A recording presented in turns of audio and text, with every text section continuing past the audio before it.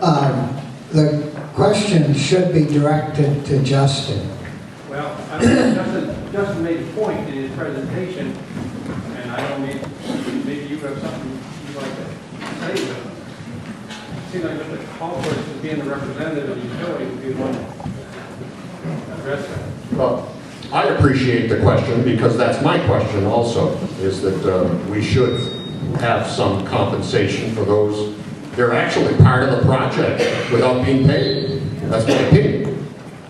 And I would like to have legislation or whatever necessary so that some of these people will be compensated. And that neighbor, Steve Miner, you must know Steve, that I was talking about, his relatives couldn't sleep overnight. Thank you.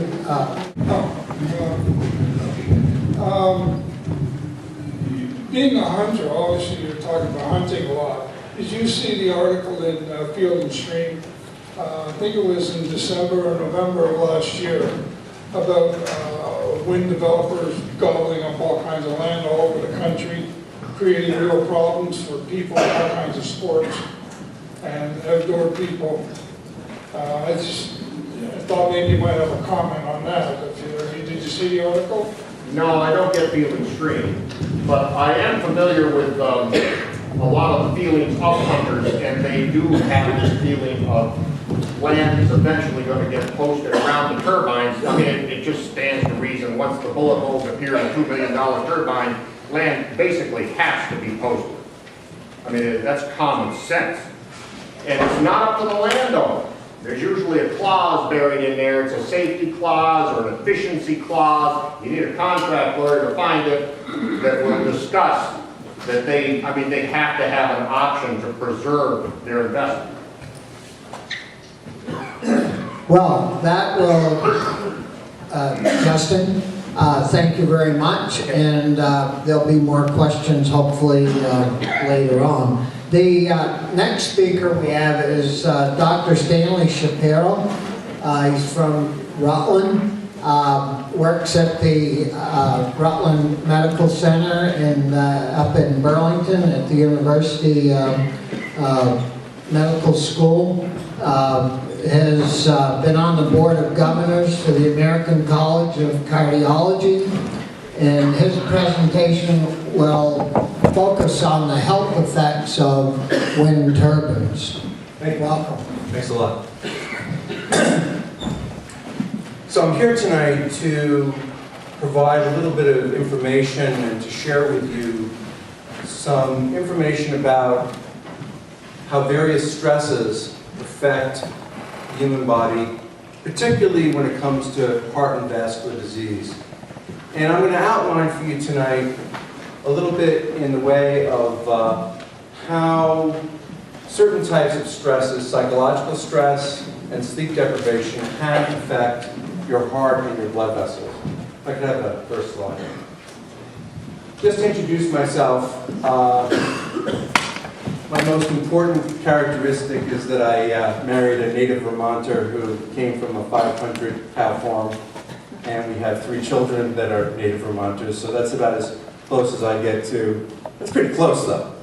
And I also want to make it quite clear tonight that I'm speaking on behalf of my own work, my own observation, and not with the wonderful hospitals and organizations that I have the privilege of being affiliated with. I also want to point out my friend Steve here, Steve Terry. Steve worked with me at Porter Hospital in Middlebury for 20 years.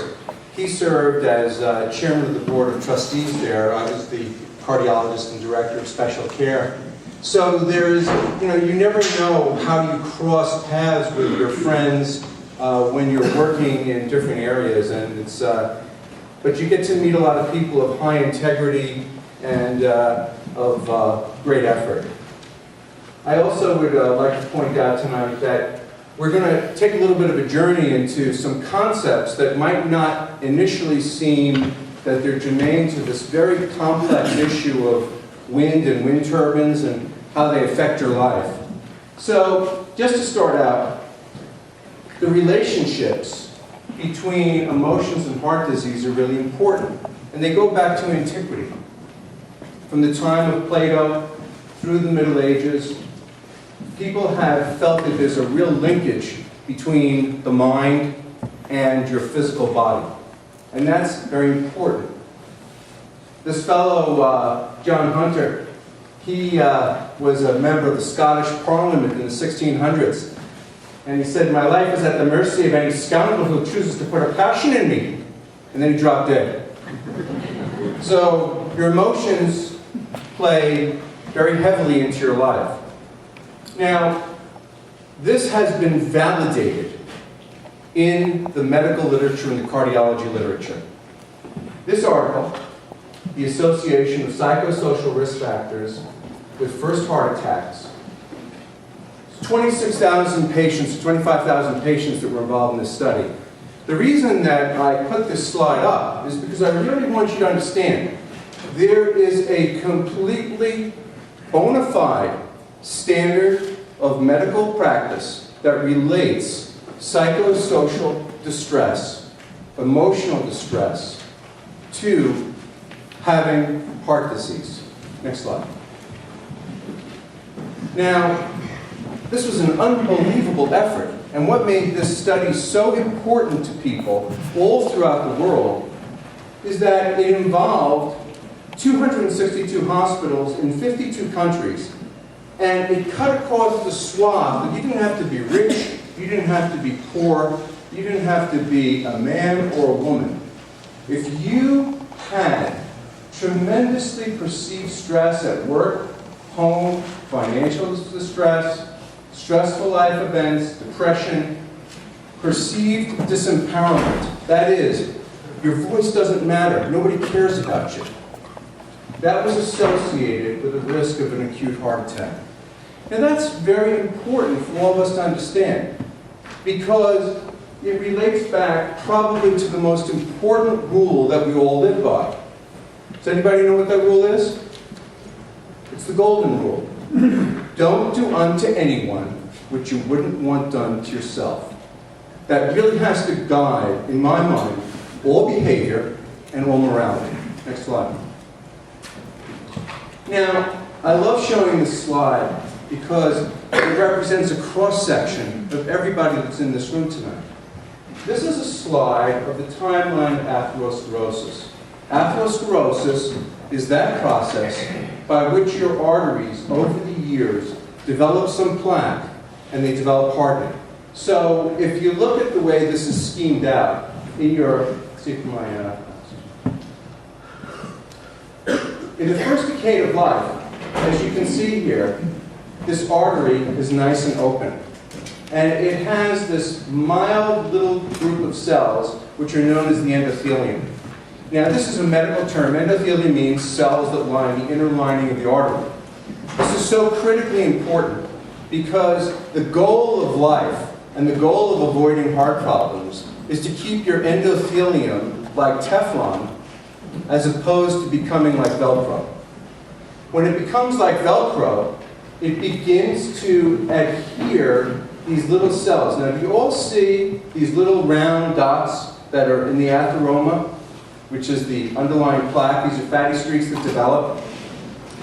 This is cells, active body cells. These are white blood cells. Many of you go to the doctor, they check to see if you have anemia. Well, white blood cells are those cells that protect you when you have an infection. They're your guardian cells. Now, interestingly enough, they can also serve the body by being sources of inflammation in the artery.